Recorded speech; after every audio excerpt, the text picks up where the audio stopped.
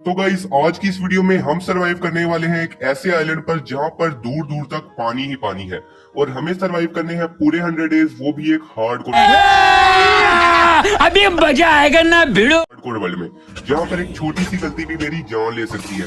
तो इन 100 डेज में मुझे 3 इंपॉर्टेंट चीजें करनी है। सबसे पहले तो मुझे अपने लिए एक प्यार सा घर बनाना है, दूसरा मुझे अपने लिए फुल नेदरराइट का आर्मर बनाना है और आखिर में मुझे एंडर ड्रैगन को भी खत्म करना है। तो क्या मैं सरवाइव कर पाऊंगा इस आइलैंड पर, जानने के लिए आपको भी मेरे साथ चलना होगा मेरी इस जर्नी में। तो चलिए शुरू करते हैं अपनी इस जर्नी को। तो गाइस डे 1 को मैं स्पॉन हुआ एक ऐसे आइलैंड पर जहां पर एक पेड़ के अलावा चारों तरफ पानी ही पानी था। तो सबसे पहले तो मैंने अपने लिए वुड कलेक्ट करना स्टार्ट कर दिया और फिर मैंने अपने लिए कुछ बेसिक टूल्स बनाए। क्योंकि मेरे आइलैंड पर एक ही ट्री था इसलिए मैंने लीव्स को तोड़ना स्टार्ट कर दिया, जिससे मुझे कुछ सैपलिंग्स मिली और फिर मैंने उन सैपलिंग्स को भी प्लांट कर दिया। सैपलिंग्स को प्लांट करने के बाद मैंने ग्रास को हटाना स्टार्ट कर दिया, जिससे मुझे कुछ सीड्स मिले और फिर मैंने उन सीड्स को भी प्लांट कर दिया। क्योंकि मेरे पास फूड की बहुत ज्यादा कमी थी इसलिए मैं ओशन में गया और वहां पर जाके मैंने काफी ज्यादा फिशेस को मारा और काफी ज्यादा फूड कलेक्ट किया। फिशेस को मारते मारते रात होगी तो मैं जल्दी से अपने आइलैंड पर गया और वहां पर जाके मैंने देखा कि मेरे कुछ ट्रीज भी ग्रो हो चुके थे, इसलिए मैंने थोड़ी सी वुड कलेक्ट की। और अब क्योंकि मैं सो नहीं सकता था इसलिए मैंने डिग डाउन करना स्टार्ट कर दिया और सोचा कि थोड़ी देर माइनिंग कर ली जाए। माइनिंग करते हुए मुझे कुछ कोल मिला तो मैंने उस कोल को माइन कर लिया। कोल को माइन करते वक्त मुझे वहां पर एक क्रीपर मिला जो कि बस ब्लास्ट होने ही वाला था, लेकिन मैंने उसे जल्दी से मार दिया। उसके बाद मैंने अपने टूल्स को स्टोन में अपग्रेड किया और डिग डाउन करना स्टार्ट कर दिया। तभी मुझे कुछ आयरन मिला तो मैंने उस आयरन को भी जल्दी से माइन कर लिया। आयरन को माइन करने के बाद मैंने अपने लिए फर्नेस बनाया और फिर मुझे जितना भी आयरन मिला था मैंने उस सारे आयरन को स्मेल्ट होने के लिए रख दिया। आयरन को स्मेल्ट करने के बाद मैंने अपनी पिकेक्स को आयरन में अपग्रेड किया और फिर मैंने दोबारा से अपनी माइनिंग को कंटिन्यू कर दिया। थोड़ी देर माइनिंग करने के बाद मुझे कुछ और आयरन मिला तो मैंने उस आयरन को भी कलेक्ट कर लिया और उसके बाद मैं माइनिंग कर ही रहा था और तभी मुझे कुछ गोल्ड दिखाई दिया तो मैंने उस गोल्ड को भी जल्दी से कलेक्ट कर लिया। उसके बाद मुझे जितना भी आयरन और गोल्ड मिला था मैंने उस सबको स्मेल्ट करने के लिए रख दिया। क्योंकि मेरे पास आयरन की थोड़ी कमी थी इसलिए मैंने अपना आधा आर्मर गोल्ड का बना लिया और आधा आर्मर आयरन का। और अब गाइस फाइनली हमारा आर्मर भी कंप्लीट हो चुका था। तो इसके बाद मैंने अपने फूड को स्मेल्ट कर लिया और उसके बाद मैंने डायमंड को माइन करने के लिए डिग डाउन करना स्टार्ट कर दिया।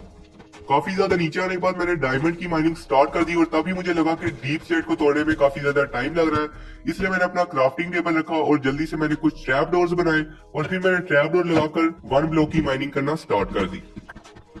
थोड़ी ही देर माइनिंग करने के बाद मुझे कुछ डायमंड्स मिले तो मैंने उन डायमंड्स को जल्दी से कलेक्ट कर लिया। उसके बाद मैंने डे 4 से डे 7 तक अपनी डायमंड की माइनिंग को कंटिन्यू रखा और तभी मुझे काफी ज्यादा डायमंड्स मिले और अब गाइस फाइनली हमारे पास 16 डायमंड्स हो चुके थे। लेकिन अभी भी ये काफी ज्यादा कम थे क्योंकि इनसे हमारा आर्मर क्राफ्ट नहीं हो सकता था। डायमंड की माइनिंग करते हुए मुझे एक केव मिली जिसको मैंने एक्सप्लोर करना स्टार्ट किया। केव को एक्सप्लोर करते हुए मुझे वहां पर एक स्केलेटन मिला जिसको मैंने अपनी स्वॉर्ड से मार दिया। थोड़ी ही देर एक्सप्लोर करने के बाद मुझे वहां पर एक लावा का पूल मिला और उसके साथ ही कुछ ऑब्सीडियंस भी थे, इसलिए मैंने अपने लिए एक डायमंड की पिकेक्स क्राफ्ट की और फिर मैंने ऑब्सीडियंस को माइन करना स्टार्ट कर दिया। ऑब्सीडियंस को माइन करने के बाद मैंने दोबारा से केव को एक्सप्लोर करना स्टार्ट कर दिया और तभी मुझे एक माइन शाफ्ट मिली।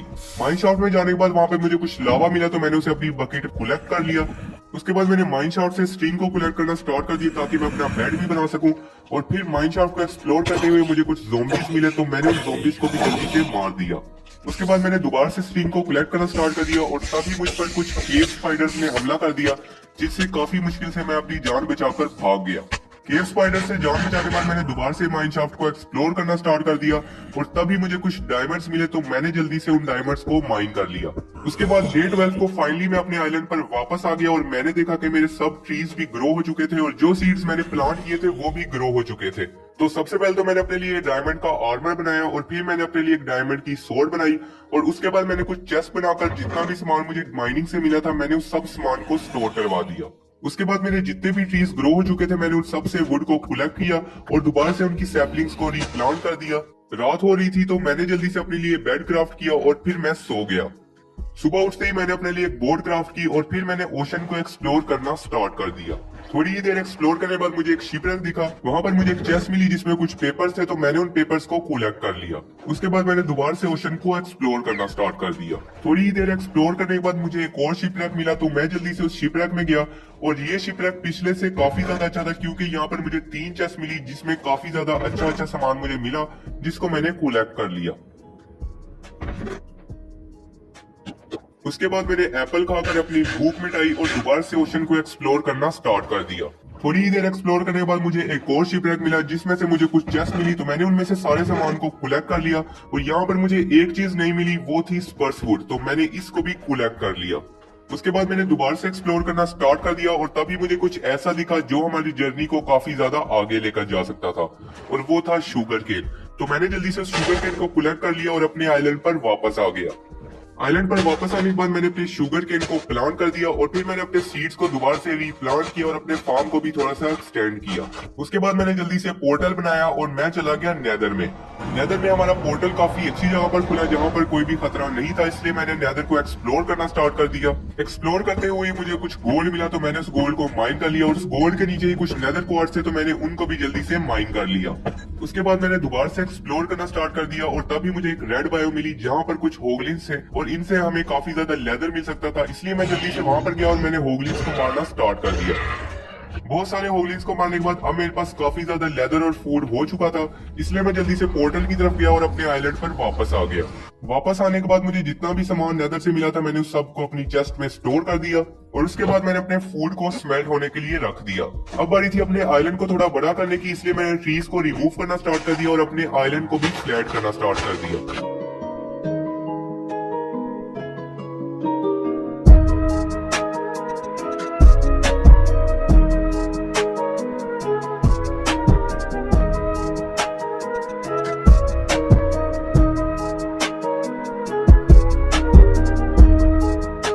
आइलैंड को एक्सटेंड करते करते रात हो गई, तो मैं जल्दी से जाकर सो गया।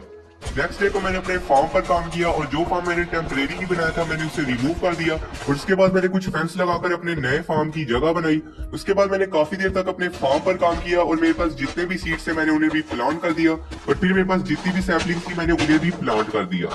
उसके बाद मैंने कुछ आयरन की पिकैक्स बनाई और फिर मैंने स्टोन की माइनिंग को स्टार्ट कर दिया। काफी देर तक स्टोन की माइनिंग करने के बाद अब मेरे पास काफी ज्यादा स्टोन कलेक्ट हो चुका था, तो अब बारी थी अपने लिए एक्सपी फार्म बनाने की।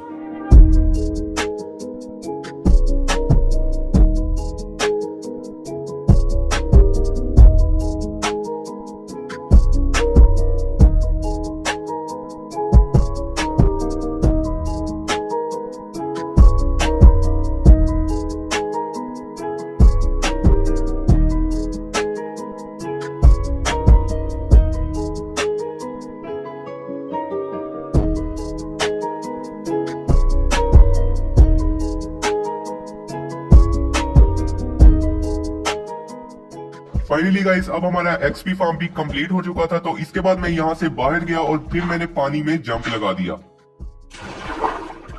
उसके बाद नेक्स्ट डे को मैंने अपने फार्म पर काम किया, सब सीड्स को रीप्लांट किया। उसके बाद मैंने देखा कि मेरे एक्सपी फार्म में काफी ज्यादा मॉब्स आ चुके थे, तो मैंने एक्सपी कलेक्ट करना स्टार्ट कर दी।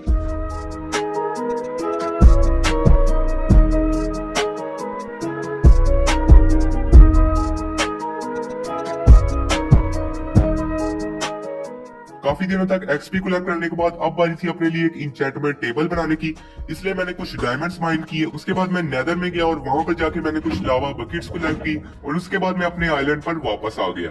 वापस आने के बाद मैंने जितनी भी लावा बकेट्स कलेक्ट की थी मैंने उन्हें पानी में डालकर ऑब्सीडियन बनाया और फिर मैंने ऑब्सीडियंस को माइन करना स्टार्ट कर दिया। ऑब्सीडियंस को कलेक्ट करने के बाद मैंने देखा कि अब रात हो चुकी थी, तो मैं जल्दी से जाकर सो गया। नेक्स्ट डे होते ही मैंने जितना भी शुगर केन अभी तक प्लांट किया था मैंने उस सबको कलेक्ट किया। उसके बाद मेरे पास जितना भी लेदर था मैंने उससे बुक्स क्राफ्ट की और फिर मैंने अपने लिए इंचेंटमेंट टेबल बनाया। इंचेंटमेंट टेबल बनाने के बाद मैंने उसे एक अच्छी सी जगह पर प्लेस किया और अब बारी थी इसके साइड पर बुक शेल्फ्स लगाने की, तो मेरे पास जितने भी बुक शेल्फ्स क्राफ्ट हुए मैंने इसके साइड पर लगा दिए। बुक शेल्फ्स को कंप्लीट करने के लिए मेरे पास पेपर की और लेदर की काफी ज्यादा कमी थी, इसलिए मैंने अपने शुगर केन को दोबारा से प्लांट कर दिया। उसके बाद मैं नेदर में गया और वहां पर जाके मैंने दोबारा से होगलिन्स को मारना स्टार्ट कर दिया। काफी देर तक होगलिन्स को मारने के बाद अब मेरे पास लेदर कलेक्ट हो चुका था, तो मैं जल्दी से वापस गया और वापस जाके मैंने अपने शुगर केन को कलेक्ट किया। उसके बाद मैंने बुक शेल्फ्स बनाकर अपने इंचेंटमेंट टेबल को कंप्लीट किया और अब बारी थी अपने आर्मर को इंचेंट करने की, इसलिए मैंने अपने आर्मर को रिमूव किया और फिर मैंने अपने आर्मर को इंचेंट करना स्टार्ट किया। और गाइस जैसे ही मैंने अपनी चेस्ट प्लेट को इंचेंटमेंट के लिए रखा और तो मैंने देखा कि मुझे उस पर प्रोटेक्शन 4 मिल गई, जो कि गाइस काफी ज्यादा अमेजिंग थी। उसके बाद गाइस मैंने अपनी लेगिंग्स को भी इंचेंट किया जिस पर मुझे प्रोटेक्शन 3 मिली और फिर गाइस मैंने अपने हेलमेट को इंचेंट किया जिस पर मुझे ब्लास्ट प्रोटेक्शन 4 मिल रही थी और उसके साथ ही गाइस मुझे उसके ऊपर एक्वा इंफिनिटी भी मिली। फिर गाइस मैंने अपने बूट्स को इंचेंट किया जिस पर मुझे डेस्क स्ट्राइडर 3 के साथ प्रोटेक्शन 4 मिली। और फिर गाइस मैंने अपनी सोर्ड को इंचेंट किया जिस पर मुझे बेन ऑफ आर्थ्रोपोड 4 मिली और उसके साथ ही गाइस मुझे अनब्रेकिंग 3 भी मिल गई। उसके बाद गाइस मैंने अपनी पिकेक्स को इंचेंट किया जिस पर गाइस मुझे काफी ज्यादा अमेजिंग इंचेंटमेंट्स मिली। वो थी गाइस अनब्रेकिंग 3 और एफिशिएंसी 4, जो कि गाइस मेरे लिए काफी ज्यादा अमेजिंग थी। आर्मर को इंचेंट करने के बाद अब बारी थी अपने लिए एक प्यारा सा घर बनाने की। इसलिए मेरे आइलैंड पर जितने भी ट्रीज ग्रो हो चुके थे मैंने उन सबसे वुड को कलेक्ट करना स्टार्ट कर दिया। वुड को कलेक्ट करने के बाद मेरे आइलैंड पर जहां जहां पर भी सैंड थी मैंने वहां पर भी डर्ट लगाई और अपने आइलैंड को बिल्कुल अच्छी तरह से फ्लैट किया। और उसके बाद मैंने अपना घर बनाना स्टार्ट कर दिया।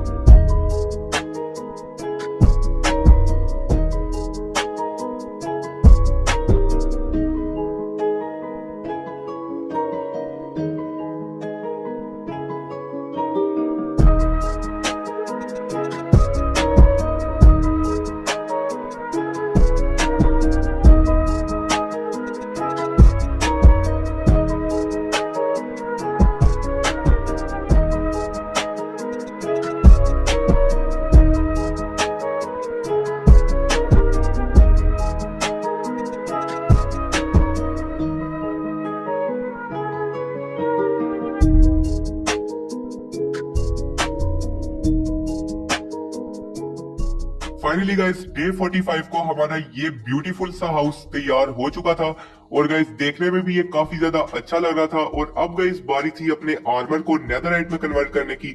इसलिए मैं जल्दी से नेदर में गया और नेदर में जाके मैंने नेदरराइट की माइनिंग स्टार्ट कर दी।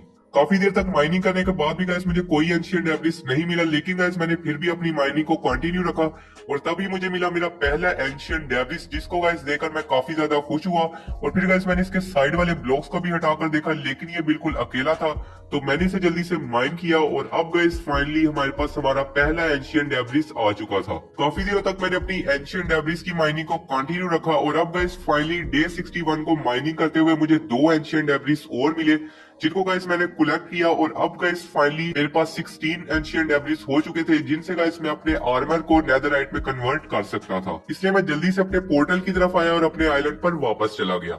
आइलैंड पर वापस जाने के बाद मैंने देखा कि रात हो रही है, तो मैं जाकर सो गया। नेक्स्ट डे होते ही गाइस मैंने अपनी नेदरराइट इंगट्स क्राफ्ट की और अब बारी थी अपने आर्मर को नेदरराइट में अपग्रेड करने की। इसलिए मैं अपने स्मिथिंग टेबल पर गया और वहां पर जाके मैंने अपने आर्मर को रिमूव किया और फिर मैंने अपने आर्मर को अपग्रेड करना स्टार्ट कर दिया।